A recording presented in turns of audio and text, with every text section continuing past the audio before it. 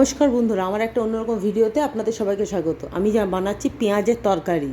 হ্যাঁ, একটু নতুনত্ব, আর এটা এখানকার নয়, এটা রাজস্থানের, আর এটা আমার নিজস্ব কোনো রেসিপি নয়। আমি এটা ফেসবুক থেকে দেখে আমি ট্রাই করলাম, কারণ আমার ঘরে আমি এরকম ছোটো ছোটো পেঁয়াজ আছে।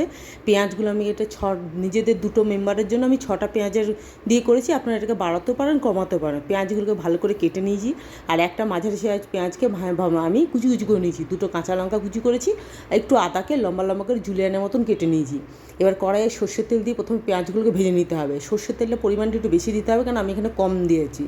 আর এর মধ্যে আমি কিছু মশলা দিতে হবে, যার মধ্যে আছে 1 চামচ জিরে, 1 চামচ হচ্ছে কালো মৌরি, 1 চামচ হচ্ছে কালো জিরে, আর কিছু হচ্ছে কারি পাতা দিয়ে সেটাকে ভালো করে নেড়ে ওর মধ্যে আমি পেঁয়াজ কুচি, লঙ্কা কুচি, আদা কুচি সব দিয়ে দিলাম।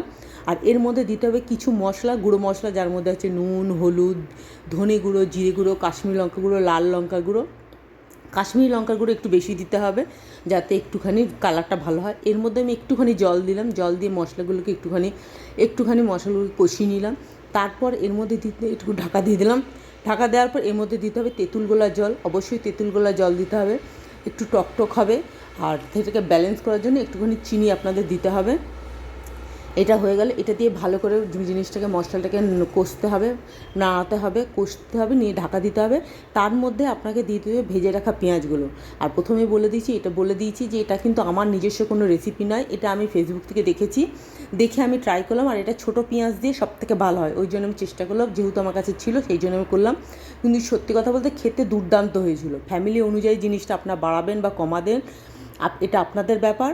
প্লিজ আমার চ্যানেলটি সাবস্ক্রাইব করবেন আর খেয়ে দেবেন। খুব ভালো ছিল খেতে, গরম ভাত বা রুটির সাথে জমে যাবে। সবাই ভালো থাকবেন, ধন্যবাদ।